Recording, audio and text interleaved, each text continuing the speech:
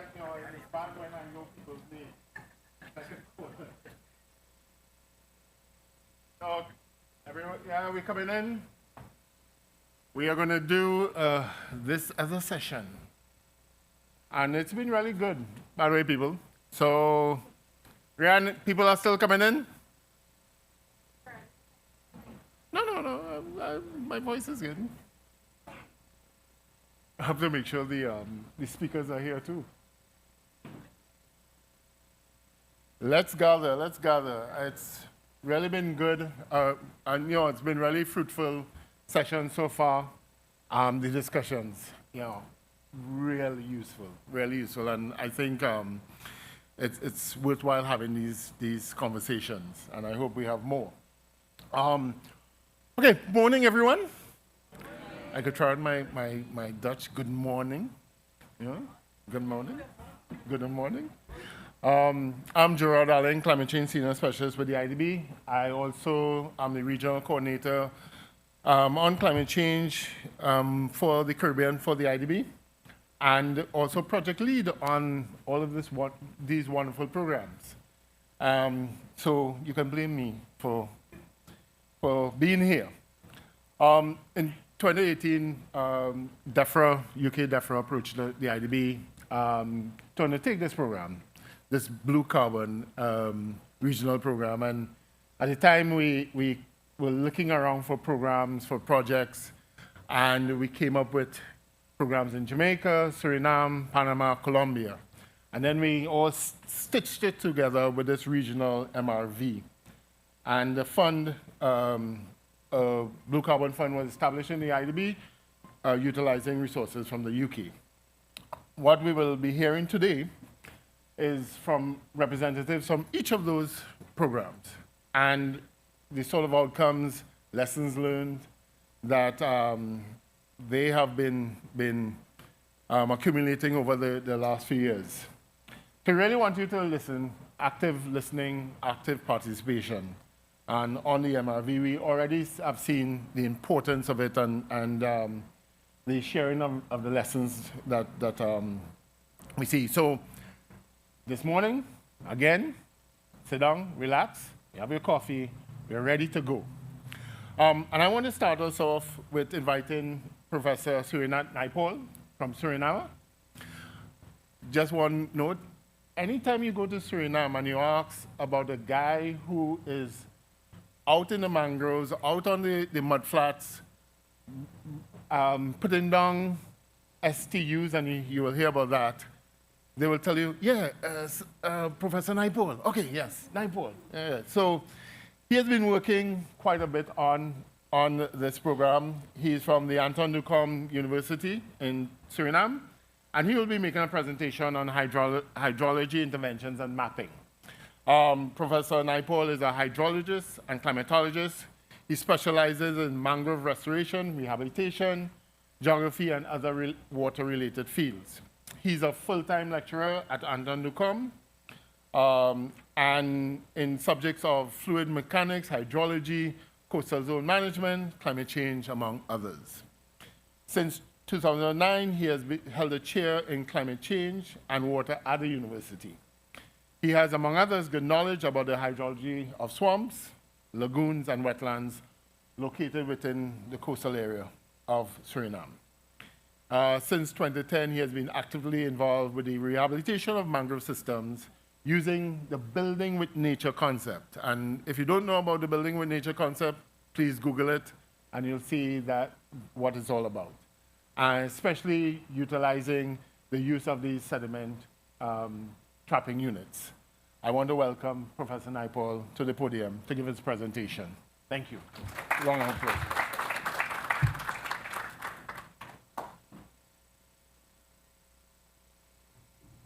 Thank you very much. Good morning. Good morning. Good morning. It was a good introduction. Indeed, thanks for the support. I've been now in Trinidad, and it was support needed. Otherwise, I wouldn't be here. I'm always in the field many times. It is a very muddy place. You cannot enter just like that. You have to go from the sea That means you have to look to the tide, and we have a semi-diurnal tide. So if you are late for an hour and a half an hour, you are stuck there. I think Mrs. Anahiti Mills knows about it and many others. I'm not alone here. I am here with my team, the Tsunamis team. I think you can stand up and show yourself. Probably they will see you. And they will ask if there are questions, then you can ask them also. Mr. Gerard Elling knows also about Suriname. I see NIT knows also about Suriname. There is a person, Jasper knows about Suriname. So there's a lot of people knows about Suriname and Suriname coastal zone. What I'm trying to do is to go further into depth and showing that the map of Suriname, the coastal zone, we have a very wide, some places mangrove zone up to 3 to 5 kilometers. So entering into the whole system is not so easy. You have to use high technology, drones, etc. But still, you have to do ground checking. We have extensive swamps also. That's important to understand how they are functioning. In the beginning, you have the seawater, and further inland, you might have brackish water, and further inland, you have fresh water. So these are interlinked sometimes. And if you have a long dry season, then isolated, and things are changing. So we further on.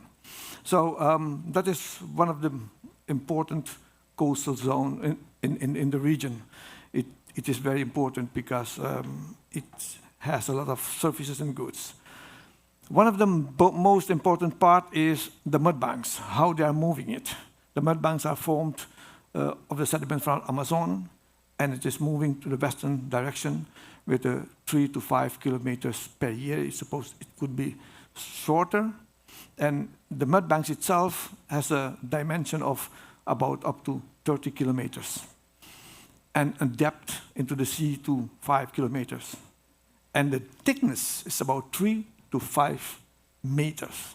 That means if it passed away, you have a depth and the coastal zone about 3 to 5 meters. That means the waves are very strong, and it can just erode and keep in eroding, and the mangroves dies actually. And sorry, here you see, back again, I was very fast. You can see here at the left erosion going on at the coastal zone. You don't see any mangroves. And the erosion rate might be up to 100 meters per year. It's a huge. And this is a big threat, not only for the coastal communities, but for the entire ecosystem services. And also including the carbon stock. All are lost. At the right side, you can see if you have a mudbank, you are safe, because new mangroves will generate by itself, and it will help. And try to understand that these mudbanks are being stored at a higher sea level. That means the area behind that mudbank is lower. And with the ongoing sea level rise, the mudbanks will be set on a higher level, while the land behind will remain low. And that has impact. You can see the lower picture that within 9 months, we have lost about 70 meters of land over several length of the coastline. It's about 7,000 square meters within 9 months lost with all the mangroves. So it can go very, very fast, and that was my questions all the time, what to do under certain conditions. But what's also happening is that when you have erosion going on, you create a kind of a berm, a levee, by the sediments and by the dead trees, mangrove trees. Water cannot flow back into the sea. And that means that water is seawater. And if you are in the dry season, that means evaporation is high, the salinity will increase up to 40, 45 ppt. There's no oxygen anymore because the water is not flowing. The pH is very low, and that means in fairly dead zone. Nothing will grow there. No fish, no shrimps, no birds, loss of all ecosystem services entirely. So that was my question also, what to do with that. And it is not only happening at one location, but you can see here mass locations are being died out. And this is ongoing thing, actually, because we have a very large mangrove zone, 3 to 5 kilometers. How to rehabilitate that, how to access, how to assess the losses about that. Because there's a lot of not only fish or birds, but you are getting lost also the carbon, what to do with it. And you might have also problems with new diseases. We don't know about it, because diseases we haven't studied. The circumstances are very bad, and that can enhance the death of other mangroves. Our project is located in the northeastern part of Suriname. That is the Biggie Pan area. It's a multi-use management area. That means you have other stakeholders also, not only the fishermen, you have tourist organizations, you have conservations, and you might have different activities, and activities might not align, so you have complex situations also. For instance, the fisherman who looks for shrimps try to make sometimes a breach into the levee, and when you have high tide, then it might widen up and the whole system dries out. So it has a lot to monitor there. More focus on the site, you can see that we are trying to rehabilitate the location which is degrading. And if we don't protect in a way, that might get lost again over several hundred meters in the coming years. That's why it is very important and to improve the mangrove management by applying the evidence-based approach in the Biggie Pan Muam wetland. That is, and this will be used as a guide for future projects. It's a pilot at this moment to see how you can generate guidelines for restorations and promote sustainable livelihood of this. This project has the 4 components. The first is the site characteristics, an impact assessment. There's baseline study, actually. And the second is addressing the drivers of the mangrove degradation, the Biggie Pan Muma.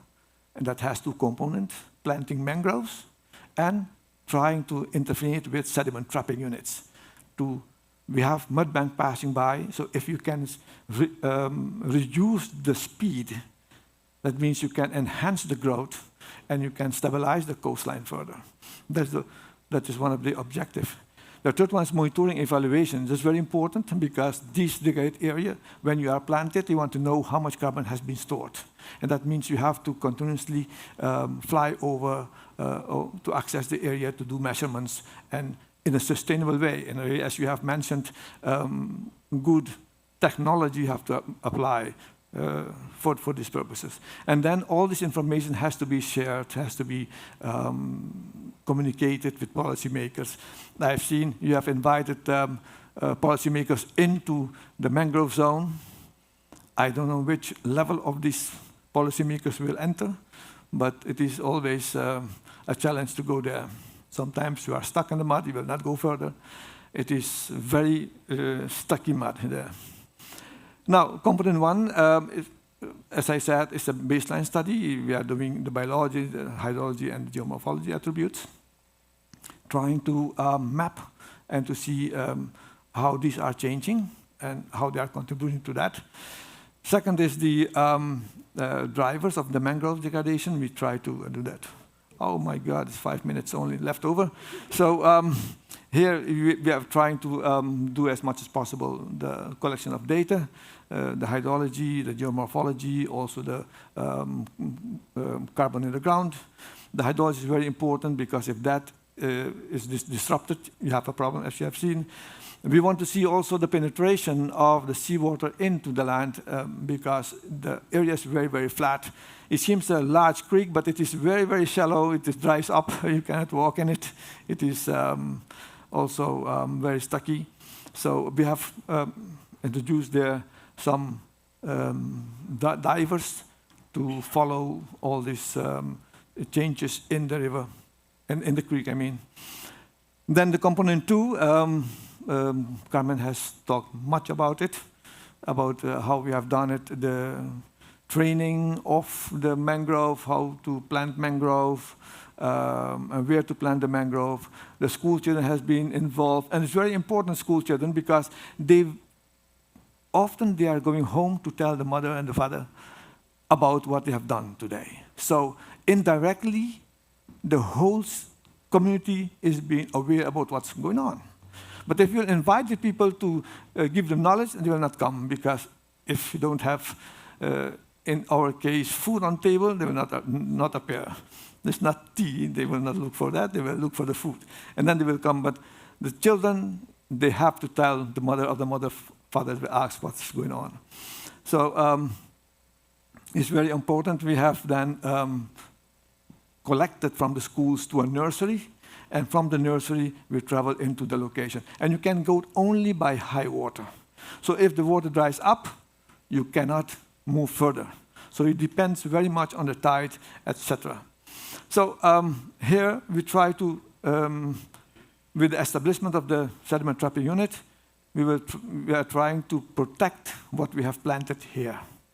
So the mud which is being collected will be pushed further into the lower land during the high waters.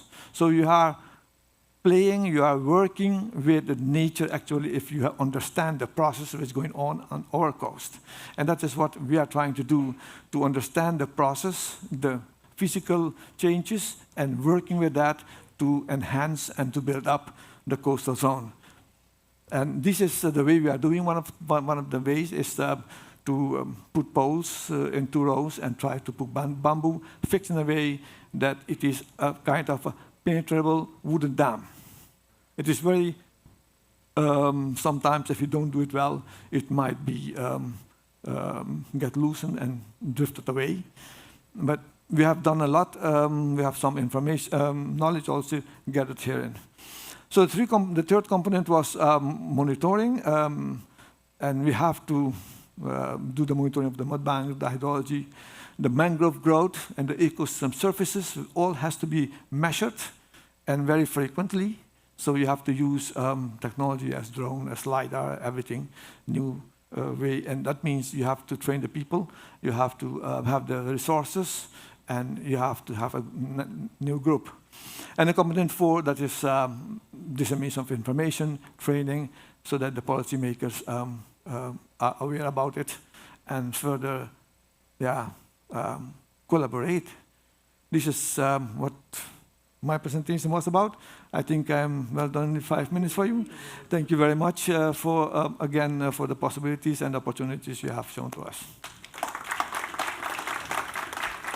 Thank you. Thank you very much. I think I can entertain one quick question, if anybody has a quick question. Or else I will have to ask the question. Oh.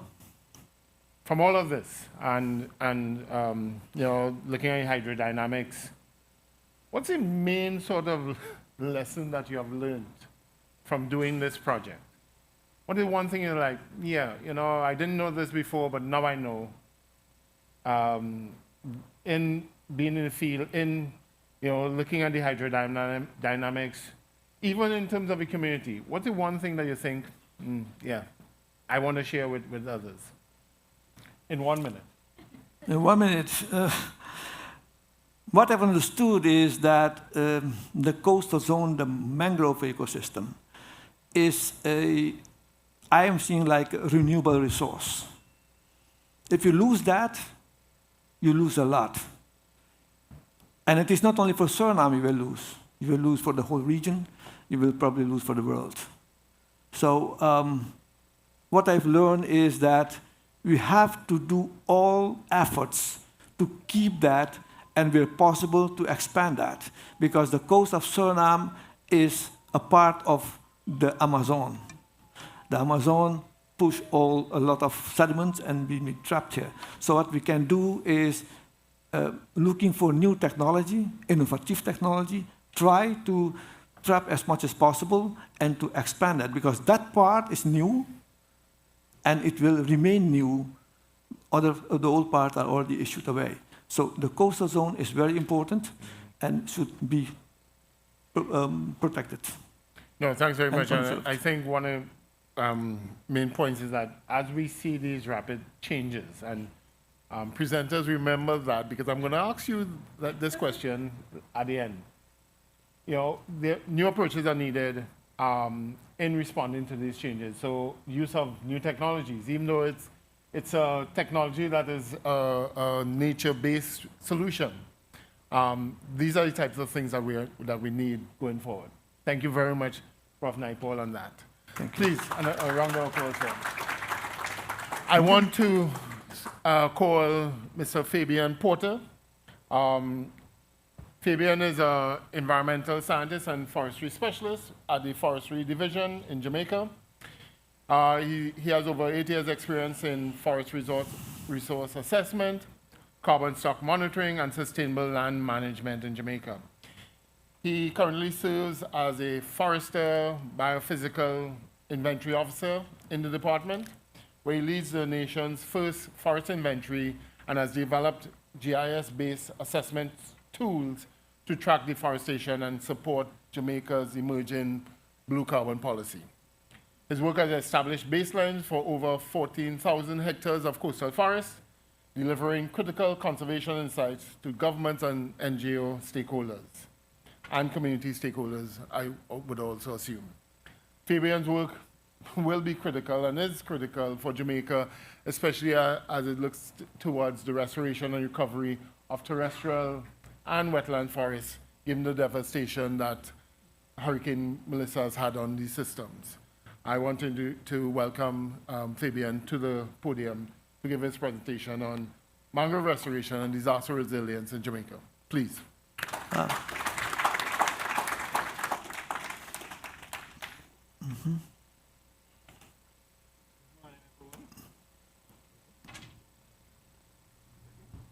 No. No, yeah. All right. Thank you. Morning. So it's a pleasure to be here in Trinidad. It's actually my first time here in Trinidad, and I really feel at home. It's very similar to Jamaica.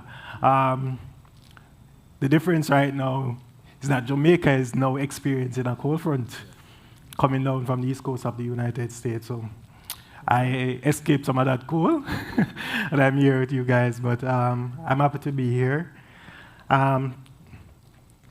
So, can I bring up the presentation?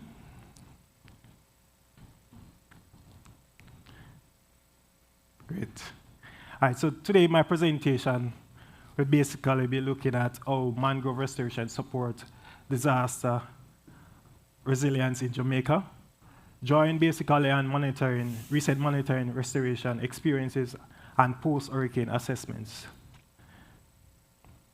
So my question though is, why mangrove? Why does mangrove matters in Jamaica?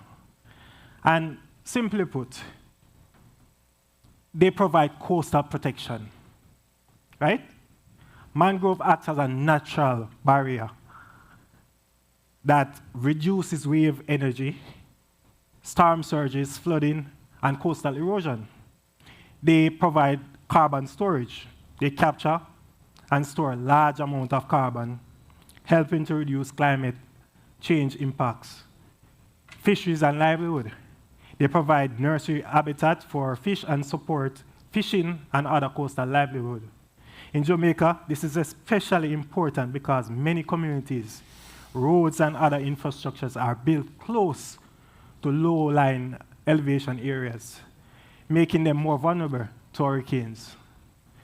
Flooding, sea level rise, mangroves really help to reduce these risks naturally. I want to, let's hope this works. I want to share a short drone video just showing the devastation of the last visitor to our island, Hurricane Melissa. So as time goes by, climate change is really causing the impacts of hurricane to become more and more severe. The year before that, we had Hurricane Beryl. It just passed the island and it did a great number on the infrastructures and our mangroves. Right? Then we have Hurricane Melissa that came by last year, which is even more intense. We have never seen anything like this. Woke up to videos to see several communities in the western section of the island completely flooded, houses destroyed, business destroyed, rooftops gone. And when you wake up in the morning to a news like this, to see your colleagues or your family members being affected by severe hurricanes such as these because of climate change, it really sets the tone to say, hey, what are we doing?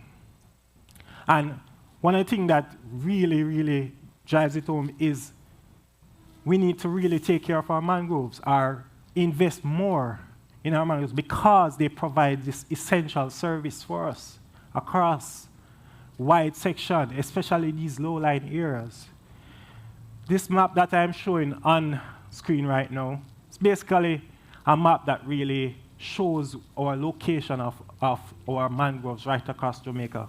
This assessment was done or completed in 2022. This assessment took us about 3 years to complete. We started the assessment in about 2019 to map all the mangroves right across Jamaica.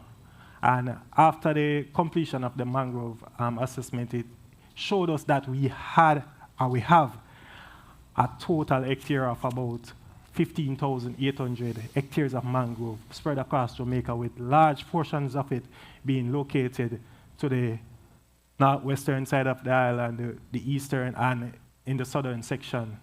The St. Elizabeth section is the section that actually faced the brunt of the damage that Hurricane Melissa, that's the part that it took. Passed through St. Elizabeth. I don't have a pointer, but if you can see on the map, western, so it passed there and went up into Trelawney. So the mangroves in that area, as you have heard yesterday in one of the presentations, we lost about 2,000 hectares of mangroves because of the hurricane and the devastation that it caused. Not only did it damage mangrove and other infrastructures, the forests, natural terrestrial forest trees as well, received severe wind burns. Days after the hurricane passed, everything looked dried. It's the first that we have actually passed an hillside and seen it completely charred, looked like it burned for days. And it's just the sheer forces of the wind that caused that hurricane, that effect. And it was really dramatic to see.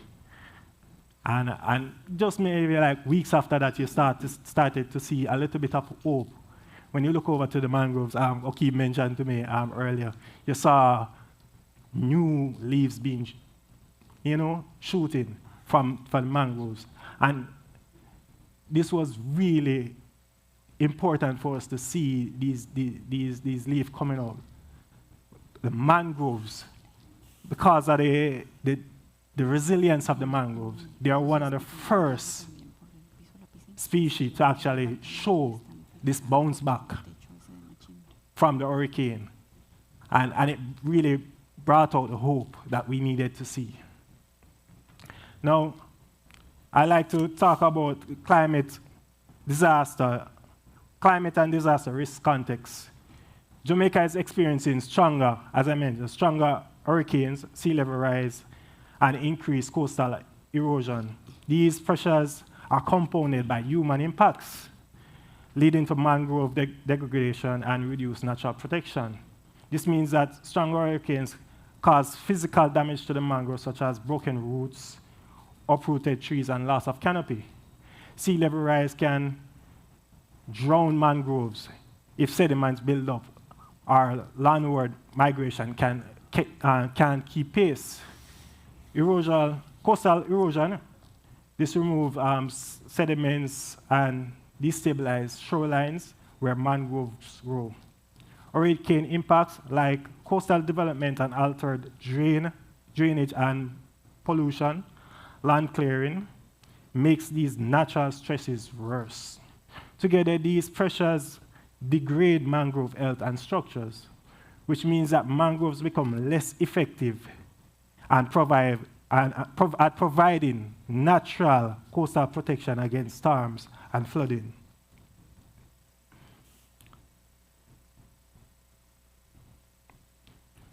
The roles of mangroves in disaster resilience.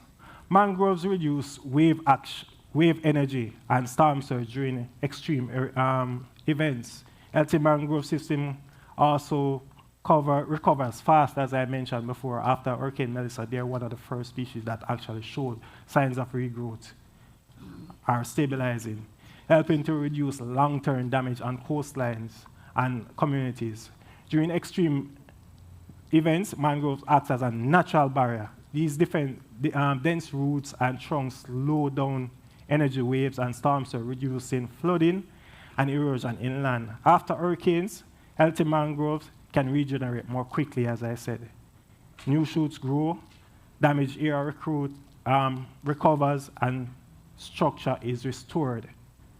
Because of this, there is a less long-term damage to shorelines. Coastal communities and infrastructures are better protected over time. Recovery costs and future risks are reduced. I would like to just speak about some of the projects that are going on right now in Jamaica. Restoration in Jamaica really are focusing on hydrological base and natural regeneration rather than focusing on replanting. Planting is done where it is necessary. These efforts are led by a number of government and non-governmental agencies. And to name a few, one of them is, I can talk about the Forestry Department program because I work at the Forestry Department. So the Forestry Department has a program called the Jamaica Mangrove Project, which really is focused on natural mangrove restoration and climate resilience. It is a project that is funded by international partners, including the GCF. This project has a number of components that really looks at restoring mangrove in terms of conservation for areas that don't really need attention, but also pay attention to areas that need restoration by going in, clearing, restoring hydrology to these areas. So restoration efforts are being done in that project. There's also an educational component of that project. There's a legislation component of that project that deals with looking at policy to fix these policies to move in. And 5 minutes, thank you. Yes. And the other aspect of the project deals with I forgot it a while ago. It's in my head, but I forgot it. Never mind. But some of the other projects that are going on are the natural, where's my thing? I'm looking at this. Hydrological and natural restoration projects that are going on down in the southern Clarendon section. Map is not there now. But the map I showed here, that's taking place down in lower Clarendon section. There's also the TNC blue carbon mapping that looks at seagrass mapping as well. There is also the North Coast Mangrove Restoration Project that they look at restoration of mangroves as well as include salt marsh areas as well. There's also the Sodico Udabaya project that really focuses on restoration for the Portland Bight area in southern Clarendon. And last year, if you were at the conference in Colombia, Professor Terence would have spoken in length about the Sodico project. There are other smaller projects that are taking place. Some of them are being funded by private sector coming on board to really engage and to participate in mangrove restoration. So I'm just going to run through really quickly because the time is running out. Importance of pre-restoration assessment. Some of the assessment are lessons that we learn from these restoration projects. Hydrology is really important. And it is really important to have a baseline data to utilize before going into these projects. Vegetational structure, our species composition assessment is really important as well, and it is good to have disturbance history. Speaking to the community members is an important aspect of this because the local knowledge is really important. Without that local knowledge, are engaging with the community, most of your projects are set up for failure. Monitoring tools that are necessary to gather this information that you need. We advise or recommend to use TLS scanning, terrestrial laser scanning for vegetational structure, UAV, LiDAR data for canopy assessment, field data, remote sensing, and this information will help you to gather structural changes after disaster happens in the mangrove.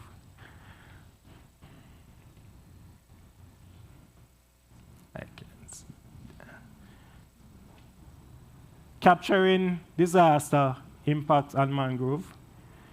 Without that baseline, how much was changed or changes that were caused by the hurricane, basically we cannot know that information without capturing the information that is needed before.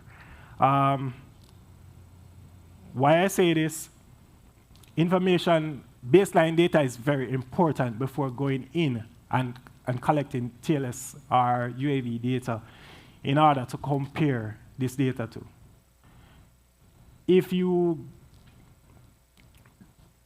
This data is basically collected above ground carbon data, and it basically is not capturing soil data in a sense. It's important to have the soil data for your MRV program, and if you have some data if you collect information before and link this data, the TLS data and your UAV or remote sensing data to capture or link back this data, it's important. That's basically some of the lessons. As I mentioned before, our hydrological restoration is more effective than planting alone. Community involvement is essential for long-term success. Disaster resilience, mangrove require continuous monitoring, not a one-off assessment.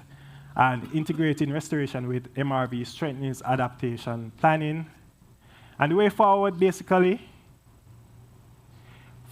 future priorities include expanding standardized monitoring, integrating disaster response with ecosystem data, improving soil carbon assessment, and scaling up nature-based solutions in coastal planning.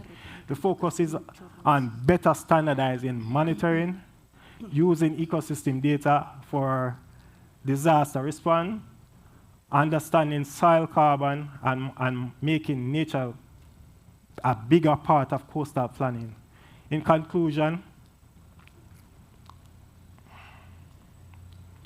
mangrove restoration is a practical, cost-effective approach to disaster risk reduction and climate adaptation, strengthening Jamaica's coastline ecosystem and resilience.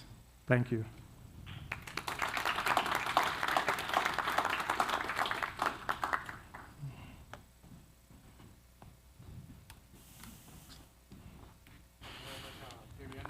I think I can entertain. Thank you very much, Anna. One question from you quickly. Succinct, to the point. Thank you very much. Is that working? Yeah. Okay. Good morning, colleagues. Annette Fleischer is my name, working for the German Development Corporation based in St. Lucia and supporting our partner organization, the OECS Commission, the Organization of Eastern Caribbean States Commission. We will hear a little bit later on a initiative we are currently supporting to develop a regional blue carbon project in 3 of the OECS member states. I thank you very much for all the presentations yesterday, but also today. One big question which I haven't heard anything about is the topic of sargassum. Any ideas on that? Any thoughts on the impact of sargassum on blue carbon projects? Because at least in the Eastern Caribbean, it's a huge issue. And yeah, just thought, food for thought. Thank you very much. Thanks very much. I don't know if you guys want to deal with that, but I will direct you to Rahana Juman, Dr. Juman, because they have been dealing with this issue about sargassum, especially as it relates to its impact on mangroves within Trinidad and Tobago. So maybe you could have a conversation with her, and she's right there, about this. Thank you. I do have a quick question for you, Faybion, and especially in light of disaster response, and what you have seen both from Beryl, Melissa, and even going back to Gilbert. One of the things that in responding to a disaster, and even in the Colombia case, and San Andreas, Providencia, you have the event, you have had Melissa, and it hits, and a week goes by, and somebody says, we need a quick assessment, a rapid response assessment. How rapid is rapid, and what sort of resources do you need to do that rapid response? Because we can't wait 3 months, 6 months to say, oh, mangroves were destroyed, or the hydrological system has been affected. How rapid is rapid? What do you need to do a truly rapid response in the face of a disaster? Very good question. Following our recent Hurricane Melissa, we actually started doing a rapid assessment in Jamaica right after the hurricane hit. Forestry Department basically started the assessment in conjunction with NEPA, that's the National Environmental Planning Agency. In terms of the timeline or how quick we started that response, luckily, all the resources that we needed were in place already for that rapid assessment. We just had to do a little bit of tweaking because before, after that, the assessment that we did 3 years ago for that to show where all the mangroves right across were, all I had to do was just tweak some of the baseline that we used to conduct that assessment. The maps were already there. All the locations were there already. The tool that we use, our instrument to collect that, all I have to do was tweak that information, put it out there to say what we need to collect for that assessment. And then we had to get a small, just to sensitize persons that are actually collecting the information. We had to, retrain them, because it's been a while since there are most of them that have never been in a mangrove space before. So we had to just sensitize them on the way to collect this information and just put out the information that is there. So it didn't take long, thank God, for us to start that rapid assessment in Jamaica. It's currently going on right now, but yeah. All right, I'll take a quick intervention. Yeah. Mm-hmm. Rapid means that you had the rapidly, Yes. right? And then I heard that Jamaica had a parametric insurance. So you received some money, well, the country received some money for that insurance. Did any of that resource or money went to the environmental or the restoration? Honestly, I cannot answer that last part of the question. Okay. To say if the money was actually. Okay. I know on the side that I stand, as a forester that conducts inventory right across the island, the rapid response was pretty much quick for us. Because it's something that we didn't have to wait for somebody higher up to tell us that we need this response. It was automatic for us to just mobilize all the resources that we already had to just get that assessment going. But I want to come back to that at the end, Yeah. because I think there are lots of lessons learned from this, how to have things in place for the rapid response. So expect that Yes. coming at the end.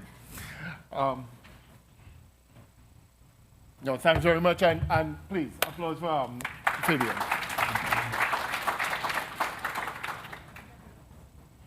I want to invite a very good colleague of mine, Dr. Paula Cristina Sierra Correa, coordinator of Marine and Coastal Management Research at INVIMA. Paula is the head of research and information for Marine and Coastal Management at INVIMA, which is the Institute for Marine and Coastal Research in Colombia. She has a PhD in marine biology and an MSc in geoinformatics. She's co-chair of the International Oceanographic Data and Information Exchange of the Intergovernmental Oceanographic Commission, IOC, of UNESCO. And is also a coordinator of the Regional Training Center for Spanish-speaking countries into the Ocean Teacher Global Academy, OTGA. I never knew this existed, but apparently it does, at the IOC. She's a member of the editorial board of the Bulletin de Investigaciones Marinas y Costeras and the Global Ocean Science Report 2025. This is in addition to the management and coordination of multiple research projects and author of more than 25 scientific publications. I want to invite Dr. Sierra Correa on her presentation regarding the Colombia project on TLS and wood coring in Colombia. Thank you very much. Please.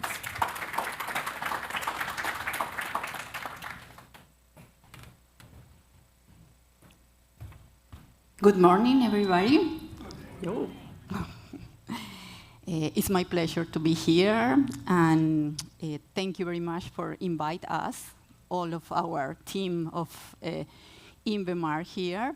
And also, we have huge members in online area from INVIMAR also, and thank you very much. And could you please to put my presentation?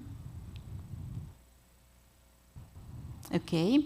The International Blue Carbon and Wetlands Conference in the second edition here in Trinidad and Tobago, and in the Wetlands Week for the Ramsar Convention. It's fantastic. I think it's the best week that we follow this kind of event. And the first edition was in Colombia, and it was really nice to follow up here. Okay. Now, in the community of practices of blue carbon, we try to explain a little bit about our experiences in terrestrial laser scanning of mangroves in Colombia, in the Caribbean coast, especially in the middle of the Caribbean, in the Morrosquillos Gulf area. And the content of my presentation is like here, like this, is an overview, activities, some results, and plans post-implementation, key lesson learned, and challenge here. Okay. what about the blue carbon ecosystems in Colombia? In Colombia, we have two of the main ecosystems that is called blue carbon, the mangrove areas and the seagrasses areas. And in the mangrove topic, we have mangroves in the islands, in the archipelago San Andrés, Providencia, and Santa Catalina, in the Caribbean continental coast, and in the Pacific. And we have almost 275,000 hectares, and the 30% is in the Caribbean, and the almost 70% is in the Pacific coast. And we have very different systems there. We have huge tidals in the Pacific, and in the Caribbean it's small. And also we have the map, the national map of mangrove areas in Colombia, and the map is a dynamic map because you know about the different chains in different areas of the mangroves, and we can put there not only the national vision but also the local vision, depends of the scale that are we following in mangrove areas. And on the other hand, we have the seagrasses. Seagrasses is located in the Caribbean, and the main areas is in the Guajira Peninsula. You can, sorry. Which is the pointer? Yeah, you can see here is the one is Guajira Peninsula, and in the archipelago of San Andrés, Providencia, and Santa Catalina. And we have the 85% of our seagrasses in the peninsula of the Guajira. However, the huge potential of the blue carbon in seagrasses is located in the island, in the middle of the Caribbean. And we have per hectare the huge number here in comparison with the numbers here. And it's one of the issues that we can take in mind for all of our islands in the Caribbean, in the wider Caribbean. And we are almost 25 or 30 years working in the mangrove areas. And in the seagrasses, I think the last 10 years. And we have the system, here is called SIGMA. SIGMA is the System for Mangrove Management of Colombia. And there we put a lot of information and different variables that we are measuring in the ecosystem. And all of these measures was made possible the Vida Manglar. Vida Manglar is the, yesterday we told a little bit about it. It's the first certified project in the region, and also is the pilot project in the global area. And we have 10 years now try to understand the different parameters that we are taking into account in the area. Okay, and how about the integration on the MRV into the national policies, and what is important to measure blue carbon in Colombia? And as Carlos said, Colombia aims to reduce the greenhouse emissions by 50% by 2030 and achieve carbon neutrality by 2050. And we have the goal in our NDCs. And here you can see the system. We already have the MRV system, the financial system, and also the monitoring and evaluation system. But we are still working with the blue carbon into that kind of documents. We have a lot of regulation about mangroves. We had a lot of regulation about the different forestry in Colombia, but the NDCs is waiting for accountability by national monitoring, reporting, and verification for mangrove areas. And seagrasses is in the last part of the file. It's not still working there.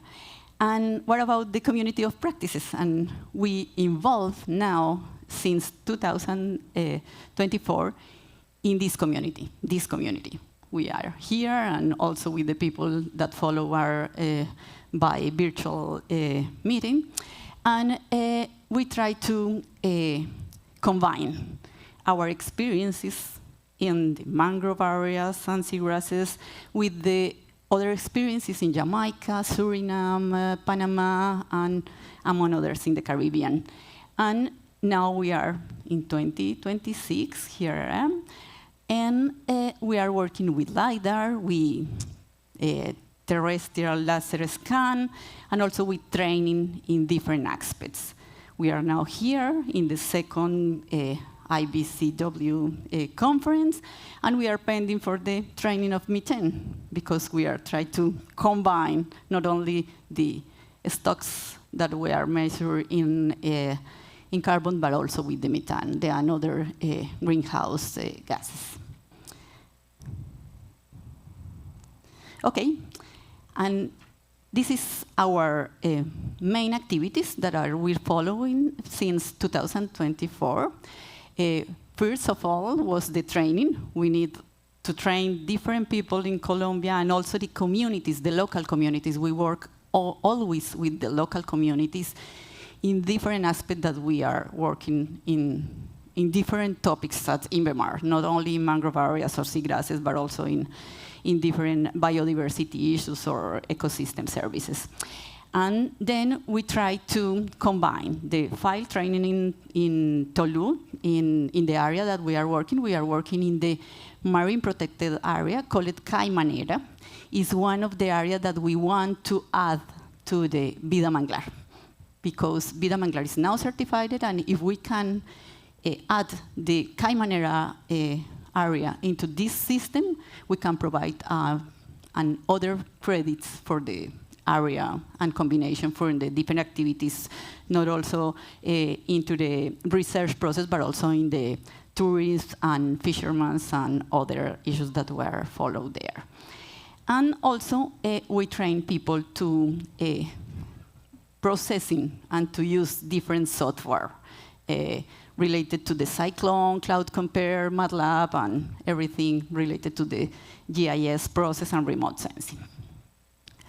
And our main objective here was to reduce information gaps in blue carbon baseline data for the country level perspective, but sampling to stimulate with local equations, allometric equations. We already have a local equation for the area, and we try to combine with the TLS results with these results near to Caimanera, that is located in Cispata area.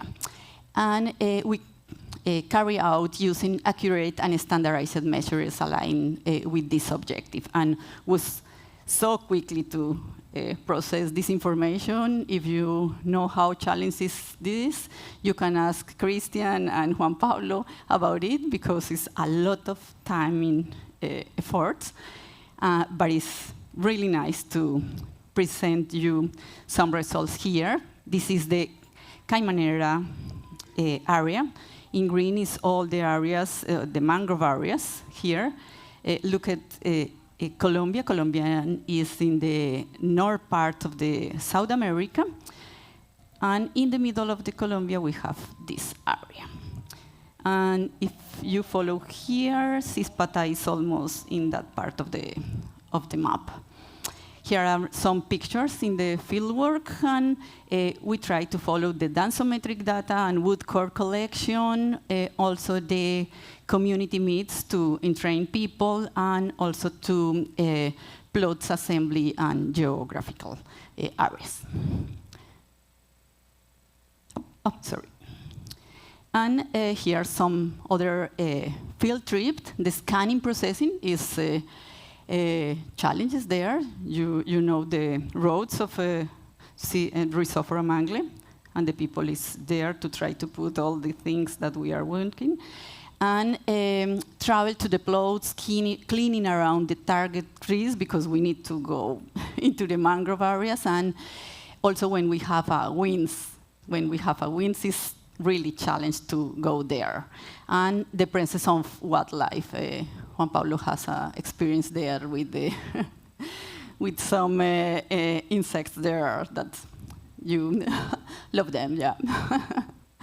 Okay, and then we go to the lab and processing in different issues here. The main challenge was the information gaps in the tree canopy due to the tree weights and high complexity in cleaning, especially the rhizophora rods and points cloud displacement caused by this. And now, when we start, we said, okay, with tree research, we can do it, yeah? But not. We need to train a lot of people at INVEMAR to working together to get the results that we now have. Almost 12 people are involved now in the lab, working in this topic. And here is the results. We are very happy with these results. We clean Rhizophora mangle finally, the roads, and Tobias maybe said if it's good or not, or good enough, the results. And the cleaning of the Rhizophora mangle points cloud was challenges to do the complexity, the roads, the dense cluster leaves, the everything in the topics, and we have a lot of lesson learned here. And what about the Laguncularia racemosa and the Avicennia herminans, is the other species in mangrove areas. Here is the Laguncularia, and this one is the Avicennia. And the Laguncularia points clouds was moderately challenges, as some individuals presented, and in Avicennia was the less complexity, because it's the most similar to the terrestrial forest. And here are some numbers, because the timing, I don't know deep on it, but you can see here our allometric article is the Yepes et al. 2016, and the comparison with the different measures that we have in Rhizophora mangle, Avicennia herminens, and Laguncularia racemosa, and the different data we can see here. We have now 47 wood core sample collectors, and we need to follow the results mainly. We also take into account the coastal dynamics here, and we have a lot of information into the geographical information system, and we receive a lot of support from Tobias, and also for the Leticia and among others people. If I say the names here, maybe I forgot something. Okay, now we are in the first of the international, we were involved in the first International Blue Carbon and Wetland Conference that I said before. And it's a pleasure to share with you that in this area that was, some of you was there, the Ciénaga Grande de Santa Marta. Yesterday, our Ministry of Environment signed the plan for the Ramsar area, and we are very happy for that. And what about the plan post-implementation? Now we want to advance in the area of blue carbon indicator in Colombia, of course, and also to go with the scientific publication, because we are the research institutions. We also try to support a publication for the community, local communities, and the continuous, the capacity building, and of course to open access, open data access dissemination. And it's also my pleasure to share with you that we now have the Guía Metodológica para la Estimación de Carbono Azul en Manglares. Is the guide for the estimation of the blue carbon in mangroves areas in Colombia. It's now in Spanish, but we are translated for the English. Maybe it's useful for all of the community working in mangrove areas. And we have, of course, key lesson learnings, recommendation and challenges. About the key lesson learned, the community engagement is essential, that we said before this morning. The methodological standardization is critical. Alignment with the MRB at the national level is, for us in Colombia, is the main issue now. And about the challenges, we need to continue to involve the communities. The real community inclusion that I said is to go with them, to training them, and to reinforce all the issues that we have.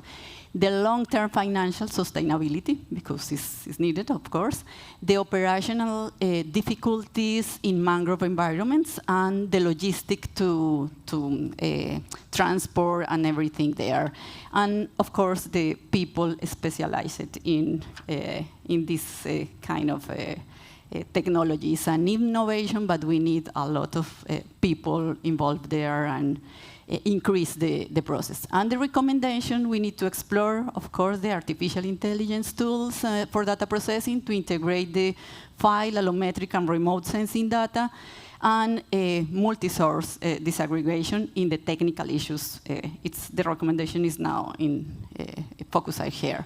And the acknowledge is for all of people be here, the Inter-American Development Bank, the Stacy Institution, and everything. And of course, INVEMAR, because it's our main home. And thank you. Gracias. Merci. I have a last issue that we need to take into account. In our ambition process, we need to try to join efforts in not also in our countries involved in the MRV project, but also in the region, in the Caribbean region. And we have the Association of Caribbean Status here, and we need to involve these results of the project into that area in the association. And also we can put the action in the ocean decade, because we are in the middle of the ocean decade, and we can put this project highlighted there because we have 5 years in front for 2030. Thank you. Thank you very much. We take note of that. Again, connections with agencies and organizations and movements. So you spoke about the Association of Caribbean States, and I am reminded about the decade of the oceans, 2020 to 2030, and we're in the middle of it, and need to really make sure we make the most of it. I do have a question, but I am opening it to the floor for one quick, succinct question.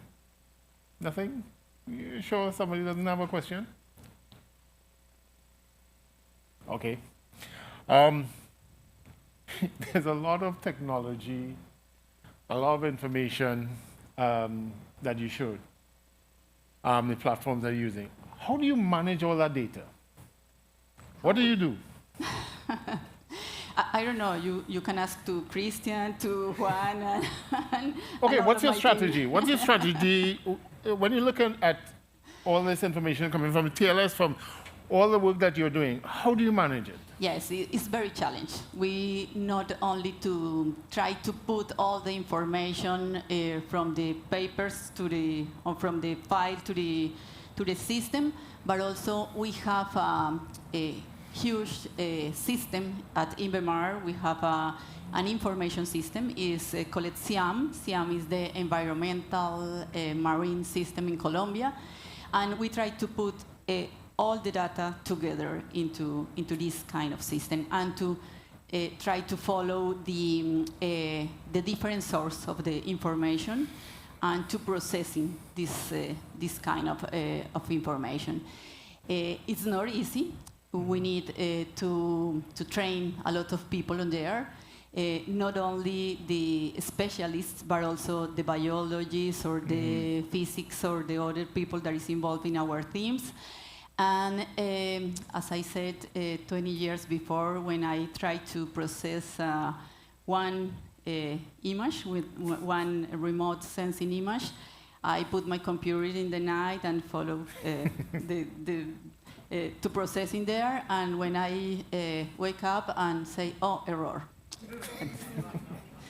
And now we can process 500 or more than 500 images at the same time using the correct softwares. And we are in the era that we can process a lot of data. Yeah. We need to standardize process to follow good methodologies, but we can to management more than we think. Yeah.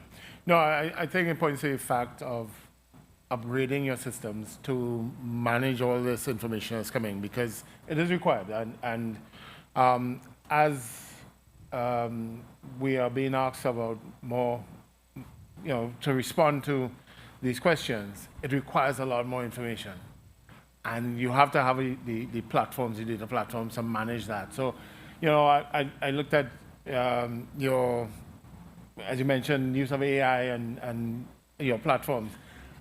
That's the way we're going to go because of the complexity of the issues and the need to respond adequately and rapidly to the challenges that we have been, that is facing us. So thank you very much for that. I really appreciate that. Again, round of applause for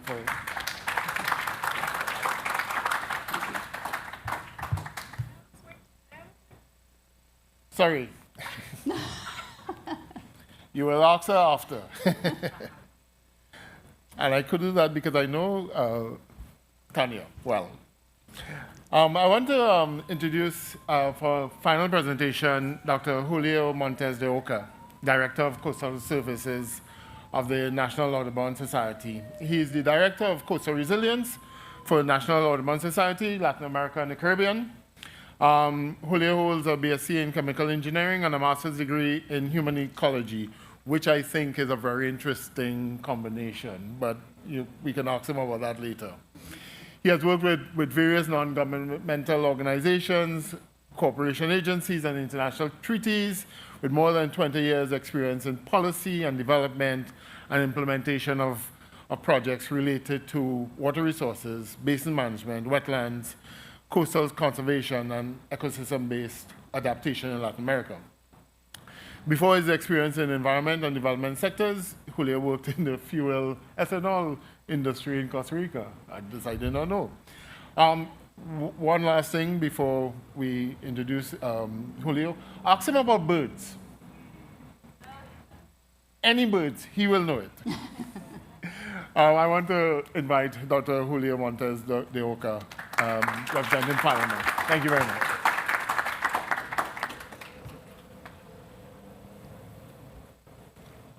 Okay, can I have the presentation on, please? Microphone okay? Yes. Super. So, thank you for having me, Jared, IDB, and Regional MRV Project. I'm Julio from Audubon Society, National Audubon Society. Now, this presentation has some elements that I already presented last year in Santa Marta, but bear with me, I'll try to connect with some of the way forward in Panama and in the region and globally. Thank you. So, next.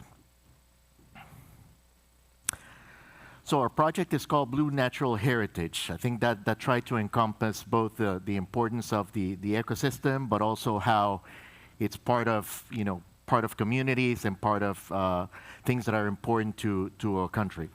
Now, as Jared said, of course, we're working in a place where there's emblematic species of birds. I have to mention birds because I work for Audubon. I think it's in my contract, maybe.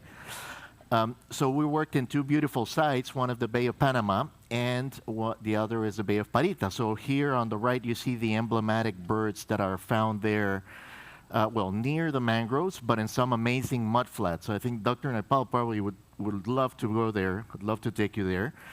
So in Bay of Panama, the emblematic species is the western sandpiper. So there's 1 to 2 million of these guys that go through there, that migrate in the hemisphere every year. So it's a critical site of hemispheric and global importance. The other one, in Bay of Parita, its emblematic bird is the Wilson's plover. So there's 10% of the global population of Wilson's plovers that uses this site in particular. So my boss, Aurelio Ramos, has like a very interesting expression. I think he's trademarked it. that he says that these sites are the 5-star hotels and restaurants of the birds. So we need to maintain those 5-star hotels and restaurants for those birds that make all this long travel, and and represent the value, one of the values that the mangroves have. So here you see a bit of the collaboration structure that we had for the project, and thanks, of course, to the UK Blue Carbon Fund and IDB for trusting us with this. Next. So I would focus a little bit on the objectives of the project, if you can put all them up, where we're trying to highlight the value of the services provided by the mangroves. So I'll focus on the first two elements. One was the development of robust science, because we needed a baseline. We needed to know what is there, what is important, and pure science, the blue carbon measurement, but also the measurement of the ecosystem services. And then how you apply that, if you want to hit that again, to the policies. One more. Now, the third element, thankfully, that was covered very well by Carmen earlier, about the knowledge and the community building, all those aspects that are important, that go right next to the science.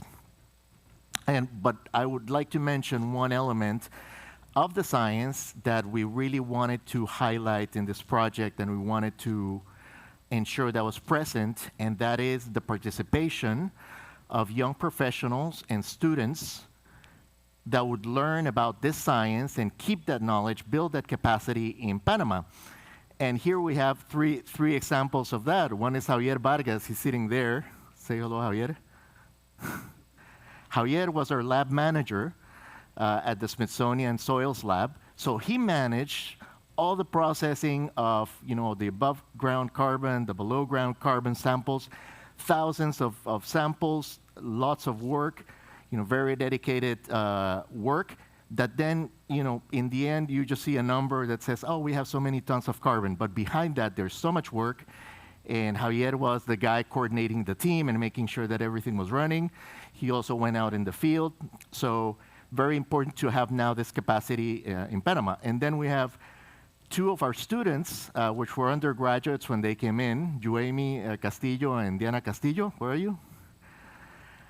So these young professional women, they were doing their undergraduate work, being half the time, in their classes, finishing their studies, and the other half of the time in the field, doing research, and in the lab, processing data, and also doing their undergraduate thesis on innovative measurement of gas emissions from mangroves.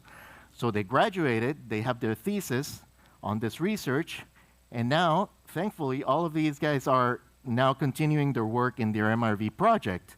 So it's a capacity that is, created and now continued. So, once you get into the mangrove, especially if it's red mangrove, it's difficult to get out, right? So thanks, guys, for your hard work. Next, please. So in terms of the science, very quickly, we had to know what was there. So we did a historical study of how the mangroves have evolved over 40 years, analyzing satellite images. And the interesting thing there is that it leads to interesting hypotheses about what changed. Was there a new law that protected mangroves at some point? Was there development or reduction of an industry? Was there development of an infrastructure? So all these things that kind of give us a perspective of where the mangroves came from and where they're going. Next. Yeah, please. So we did this for 40 images from 40 years. And we did, we also analyzed the net gain and loss, and thankfully it was pretty stable, and in some cases a slight increase in mangrove coverage. So that's a good result, a positive result, let's say. Next. So then there was a blue carbon measurement in itself. So of course, very hard field work, those of you who've done it. And then the lab work, above ground, below ground calculation, which gives us a baseline, a very comprehensive baseline of the carbon stock in both sites. So going forward, if you develop credits or not, you know where you started, and you can track through, hopefully, installation of MRV systems, what's happening with the mangroves and how you maintain that mitigation value that they provide. Next. One more. So parallel to this, we did very innovative mapping of the mangrove communities in the mangrove. So it's not just mangrove, no mangrove. No, it's here you have red mangrove, here you have a mix of red and white, here you have dwarf mangroves. Next. I think you click a couple more. Yes. So that spatial location is very important to know, well, how what the dynamics are of the mangrove, and if, for example, if you need to restore, or where you need to do certain conservation measures. Next. One more. Okay, no, before. And then, of course, you can put that on top of the actual carbon stock. So now you know where you have which species and where the carbon stock is concentrated.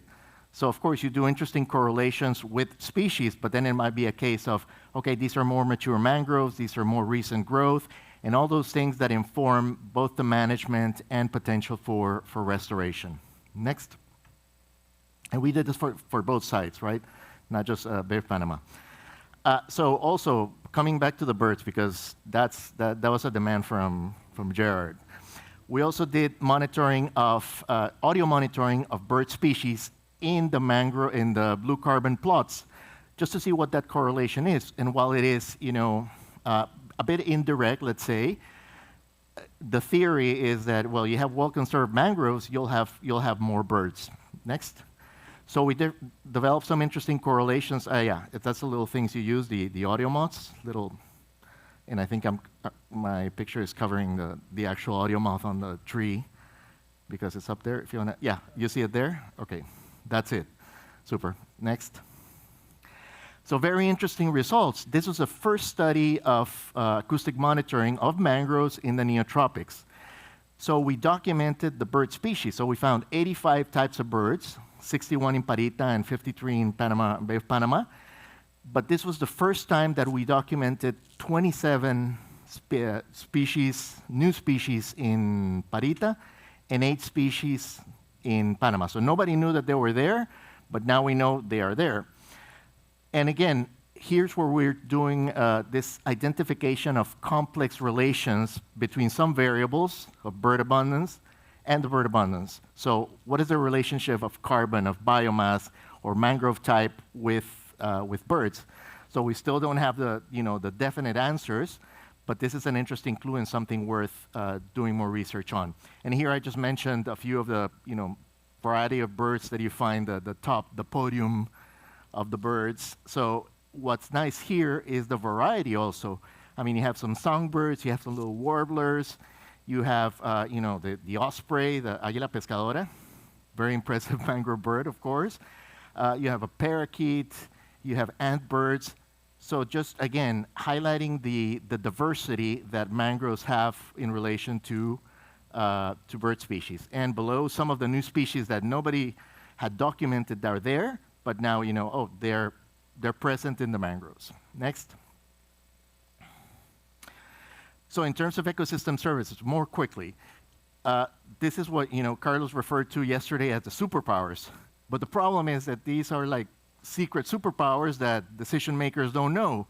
So we have to document them and communicate them. So in this case, we looked at coastal protection and the issue of whether there's incidents of having mangroves or no mangroves on coastal flooding, storm surge effects, but also on things like coastal erosion due to sea level rise. So again, parallel to this, we also analyze the state of the mangroves. How are they? Are they in good condition, not so good condition? But also looking forward, how you might have impacts, in 100-year, when you get these 100-year floods or 100-year events, that now we have them every, 5 years. But that, gives us a warning about what you need to pay attention to conserve these mangroves because they are important. There's the proof that conserving them makes a difference in protecting people and livelihoods and infrastructure. Next. And in terms of services, we also looked at the carbon sequestration, at the value of the carbon stock. So we calculated what that value is over 100 years. So if you maintain the mangroves as they are, it provides a certain value every year for 100 years. So next.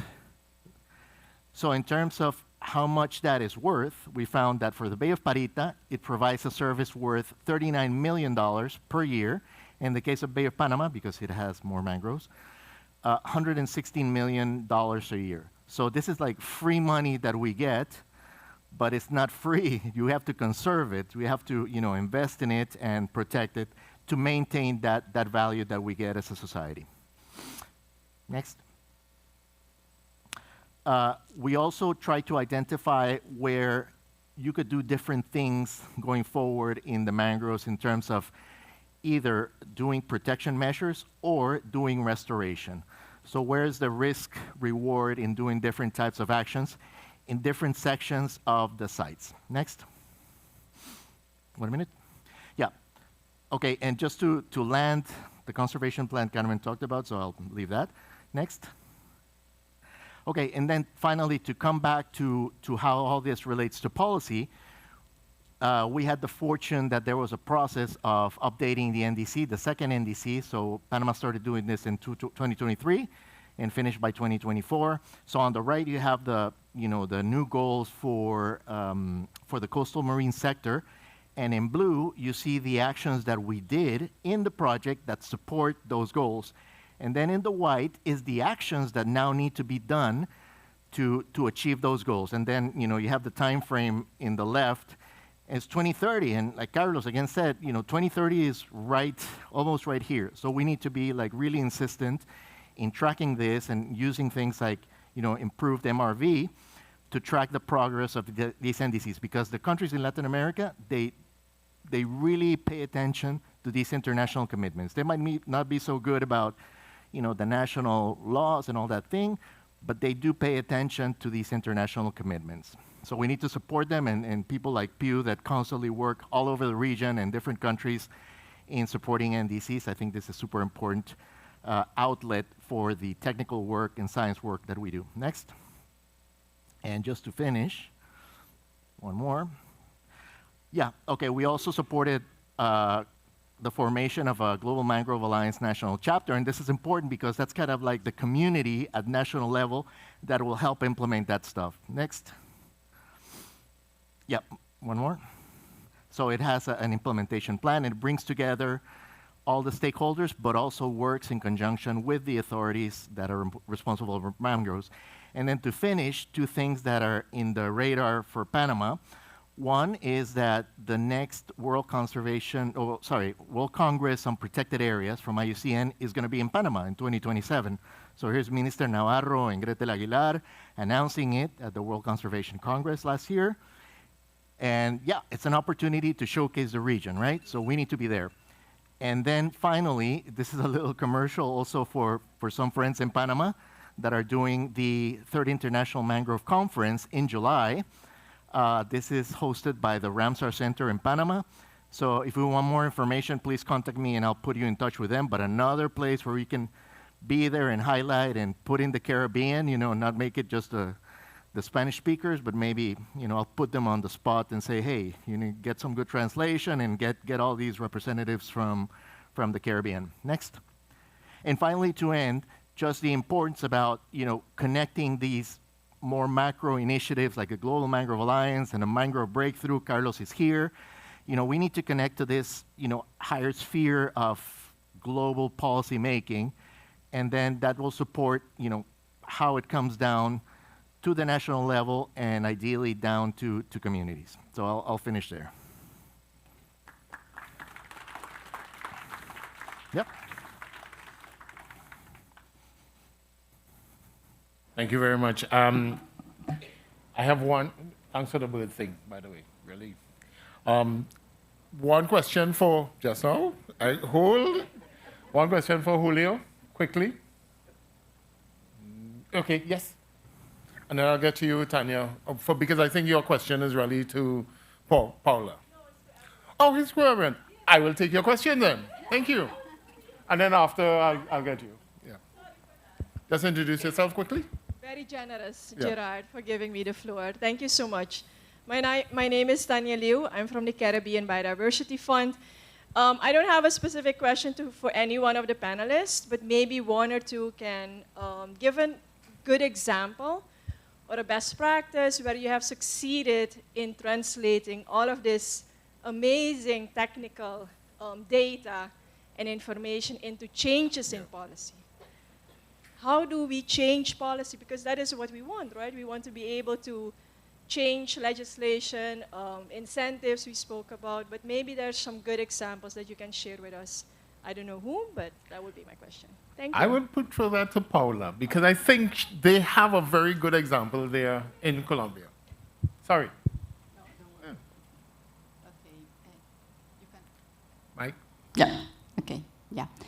It's a very good question.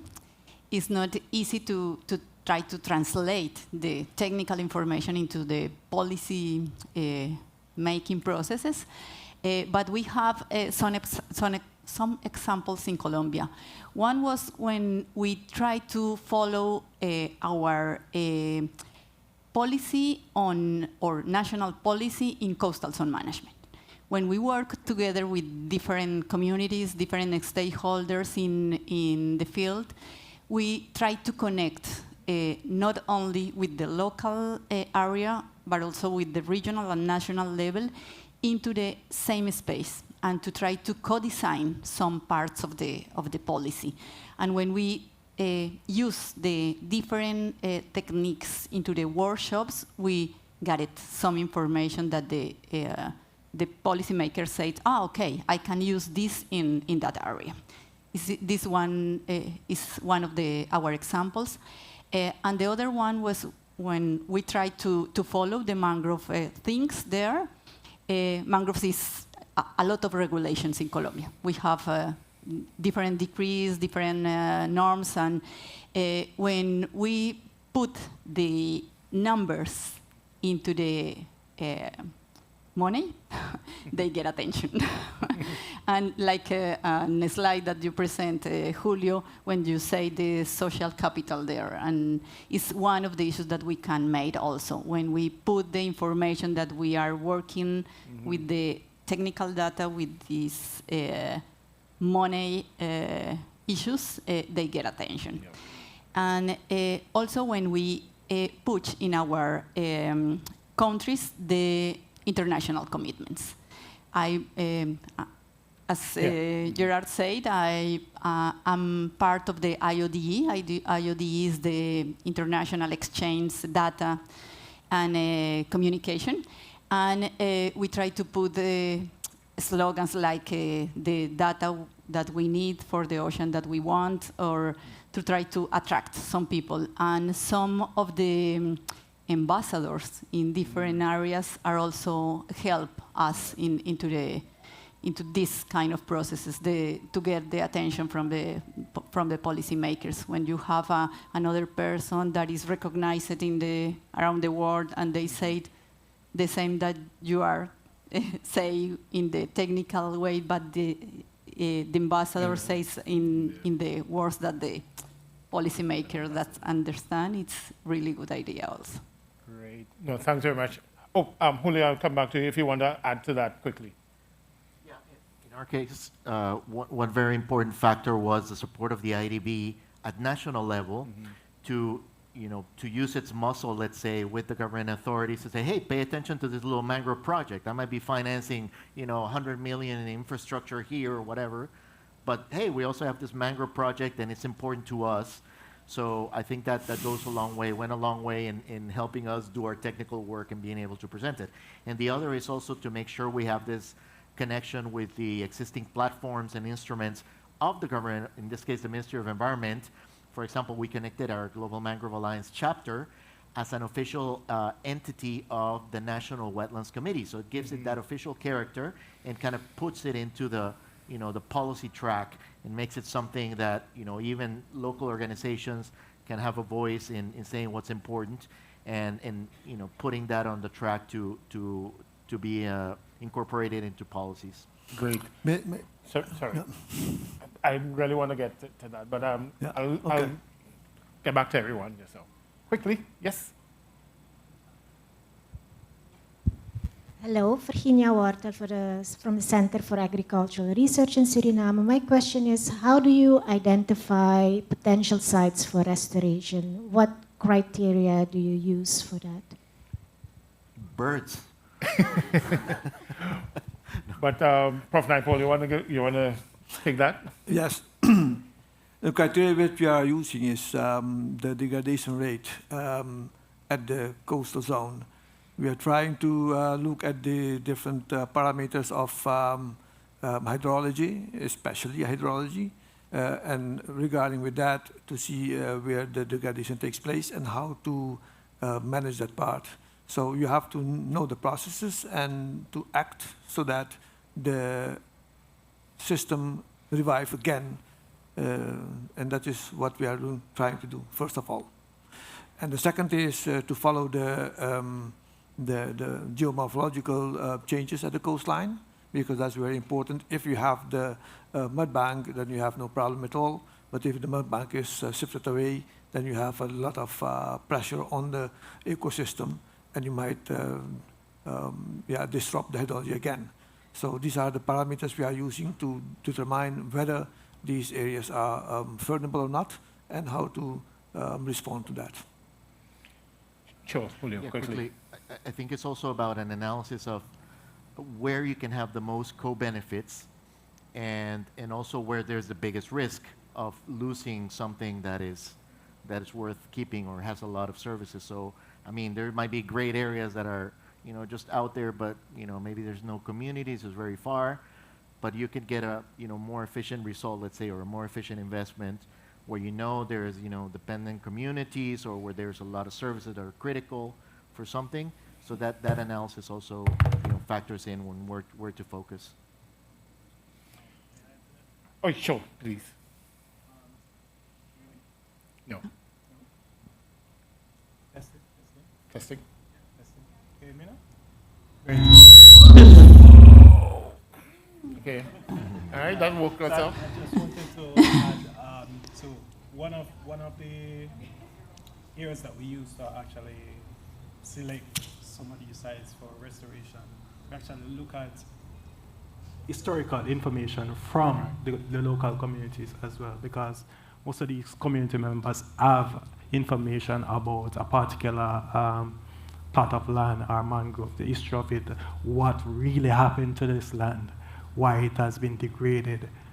So just gauging the community to really know what has happened over time can actually help you to make decision to say, hey, this is a very important piece of land, whether you need to literally just go into clear, just a drain. Because sometimes just looking at the remote sensing data or the satellite image, it does not give you that information to say that the real reason why this area died or the mangrove is disturbed is because there was fresh water coming in the past, and just because of change in land use over time, or something has been blocked or a road was built, it cuts off fresh water from that area. If you talk to the community members that get that information, you then can be able to make informed decision from those as well.